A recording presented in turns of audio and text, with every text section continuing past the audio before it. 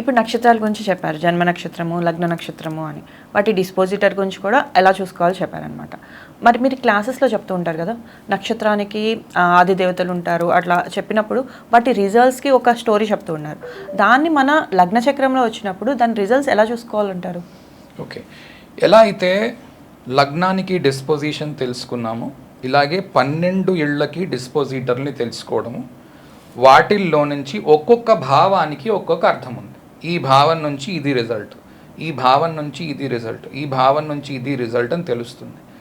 వాటిల్లో నుంచి మనము ఆ లగ్నము యొక్క నక్షత్రము, లగ్నాధిపతి నక్షత్రము, లగ్నాధిపతి ఏ రాశిలో ఉన్నాడో ఆ రాశ్యాధిపతి యొక్క నక్షత్రాన్ని ఇది లగ్నాన్ని తెలుసుకుంటున్నాం డిస్పోజిటర్ ద్వారా. అలాగే రెండో భావానికి డిస్పోజిటర్ని క్యాలిక్యులేట్ చేసి, మూడో భావానికి 4కి 5కి 6కి ఇలాగ 12 ఇళ్ళకి డిస్పోజిషన్స్ క్యాలిక్యులేట్ చేసుకుని 12 ఇళ్ళకి కస్ప్ క్యాలిక్యులేట్ చేస్తాం. ఎక్కడైతే స్ఫుట ఉన్నదో ఆ స్ఫుట యొక్క నక్షత్రాన్ని క్యాలిక్యులేట్ చేసి ఒకసారి కొంచెం క్లియర్గా చెప్తారా? కస్ప్ అంటే స్ఫుట. స్ఫుట అంటే లగ్నము ఏ నక్షత్రంలో ఉన్నదో దాన్ని స్ఫుట అంటాం. దాన్ని బట్టి 12 భావాల్లో ఎన్ని డిగ్రీల్లో ఉందో తీసుకుని 12 భావాలకి అదే డిగ్రీలో ఏ నక్షత్రం వస్తుందో దాన్ని స్ఫుట అంటాం. ఆ భావానికి స్ఫుట అంటే ఉదాహరణకి 12 డిగ్రీల దగ్గర లగ్నం ఉంటే 12 డిగ్రీలు లగ్న స్ఫుట. ద్వితీయ స్ఫుట రెండవ ఇంట్లో 12 డిగ్రీలు.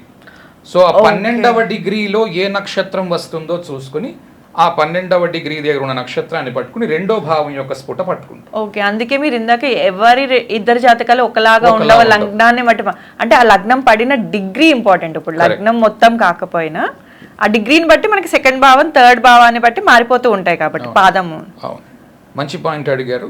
లగ్నము అన్నిటికంటా స్పీడ్గా మూవ్ అయ్యేది. 2-3 మినిట్స్లోనే చాలా ఎక్కువ మూవ్ అయిపోతుంది లగ్నం. సో ఆ 1 డిగ్రీ 2 డిగ్రీ 3 డిగ్రీ చేంజ్ లోనే చాలా చేంజెస్ వస్తాయి. దాని నుంచే మనకి మీరు చెప్పిన దాన్ని బట్టి కస్ప్ కూడా చాలా ఇంపార్టెంట్. అప్పుడు కస్ప్ చాలా ఇంపార్టెంట్. స్ఫుట అన్నిటికంటే ఇంపార్టెంట్. దాన్ని యాక్చువల్ గా లగ్నం అంటారు.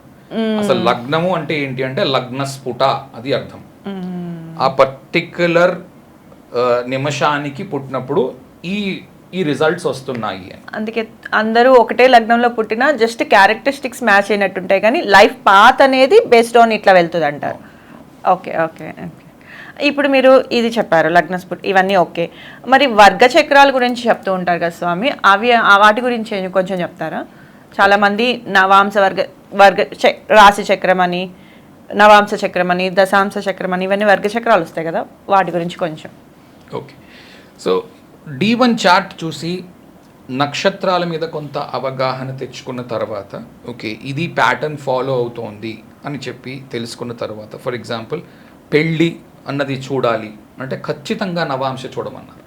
నిజానికి నవాంశ అన్నది అన్ని మ్యాటర్స్కి చూడాలి. నవాంశకి ఈ మ్యాటర్ ఆ మ్యాటర్ అని కాదు, మొత్తం జీవితంలో జరిగే విషయం అంతా నవాంశ మీద ఆధారపడి ఉంటుంది. అందుకే చాలామంది ఉత్తి D1 చార్ట్ అంటే రాశి చక్రపు చార్ట్ ఒకటి వేసుకుని చూసేసి ఓహో ఇది చాలా బాగుంది, ఇది చాలా బాగోలేదు అని అంటారు. అది మాత్రం తప్పు, అలా చేయకూడదు. అలా కాకుండా నవాంశ చక్రము, దశాంశ చక్రము, సప్తాంశ చక్రము, ఇలాగ వర్గ చక్రాలు చాలా ఉన్నాయి. ఏ విషయం తెలుసుకోవాలి అని అనుకుంటున్నామో ఆ విషయానికి కావలసిన వర్గ చక్రం ఉంది. వర్గ చక్రం అంటే ఉదాహరణకి హెల్త్ గురించి తెలుసుకోవాలనుకుంటున్నాం, ఎంత D1 చార్ట్ హెల్త్ గురించి, ఫిజికల్ బాడీ ఓకే D1 చార్ట్లోనే ఉంటుంది, ఖచ్చితంగా రాశి చక్రం చూడాలి నేను కాదన్ను. కానీ దాంతోపాటు నవాంశ, త్రింశాంశ, తర్వాత D3 చార్ట్స్, ఈ 3 చార్ట్స్ వర్గ చక్రాల్లో చాలా ఇంపార్టెంట్. ఓకే, ఇప్పుడు త్రింశాంశ అనేది D30ని త్రింశాంశ అంట. ఓకే ఓకే, D30ని త్రింశాంశ. సో ఇవి ఈ 3 చక్రాలు, దాంతోపాటు రాశి చక్రము, వీటన్నిటినీ కలిపి చూస్తే తప్ప ఏం జబ్బు వస్తుందో లేకపోతే ఏం జబ్బు ఉందో తెలుసుకోవడము. దానికి అప్పుడు మందు వేసుకుంటాం, ఎలోపతియో హోమియోపతియో ఆయుర్వేదిక్కో మందు వేసుకుంటాం. దానికి భగవంతుడి యొక్క ఇది కూడా తోడైతే త్వరగా కుదురుతుంది, త్వరగా నయం అవుతుంది అని పెద్దలు చెప్పి ఉన్నారు. అది ఫాలో చేసిన వాళ్ళు క్యూర్ కూడా అవుతుంది, చేసుకున్న వాళ్ళు కూడా ఉన్నారు.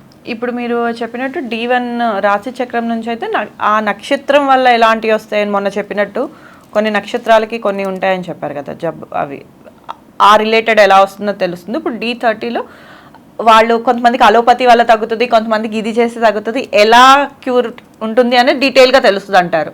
కాదు, అలోపతి వరకు తగ్గుతుంది, అది చాయిస్, పర్సనల్ ఫ్రీ విల్. అంటే నాకు అలోపతి ఇష్టం లేదు, నేను ఆయుర్వేదం పుచ్చుకుంటాను, ఫ్రీ విల్, నాకు నచ్చింది, ఓకే, అది జాతకంలో కనబడదు. కానీ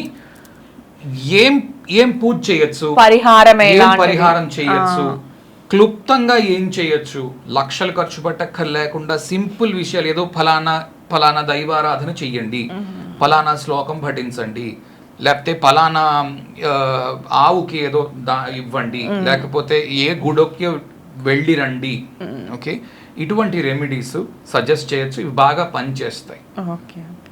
ఓకే, ధన్యవాదాలు గురువు గారు, ఇవాళ క్లాస్ చాలా చక్కగా వివరించారు. Thank you. ఇంకా వెయిట్ చేస్తూ ఉండండి, చాలా మంచి విషయాలు అయితే చెప్తూ ఉంటారు. అంటే జ్యోతిష్యం రాని వాళ్ళకు కూడా చాలా ఈజీగా సులువుగా అర్థమయ్యేలాగా క్లాసెస్ అయితే చెప్తూ ఉంటారు. Thank you.